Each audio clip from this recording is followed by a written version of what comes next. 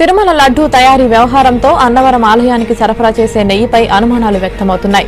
అన్నవరం దేవస్థానానికి సరఫరా అవుతున్న నెయ్యిని 2 ఏళ్లుగా ఒకే కంపెనీ సమకూరుస్తుంది. ఆలయ అధికారులు 6 నెలలకొకసారి టెండర్లు పిలుస్తున్నా ప్రతిసారి ఆ కంపెనీ మాత్రమే ఆర్డర్ దక్కించుకుంటుంది. పైగా ఈ కంపెనీ అన్నవరం ఆలయానికి ఒక ధరకు, విశాఖ జిల్లాలోని సింహాచలం దేవస్థానానికి మరో ధరకు నెయ్యి సరఫరా చేయడం దుమారం రేపుతోంది. ఈ 2 ఆలయాలకు నెయ్యి సరఫరా కాంట్రాక్టును గత వైసీపీ ప్రభుత్వంలో రైతు డైరీ అనే కంపెనీ దక్కించుకుంది.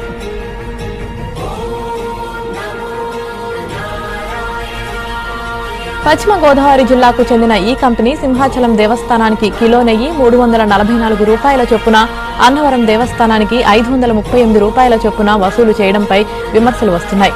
గతంలో అన్నవరం దేవస్థానానికి విజయ, సంఘం డైరీల నుంచి ఏటా 1,80,000 కిలోల వరకు నెయ్యి సరఫరా అయ్యేది. కానీ గత వైసీపీ సర్కార్ 2022 నుంచి వీటిని పక్కకు తప్పించి అనామక కంపెనీ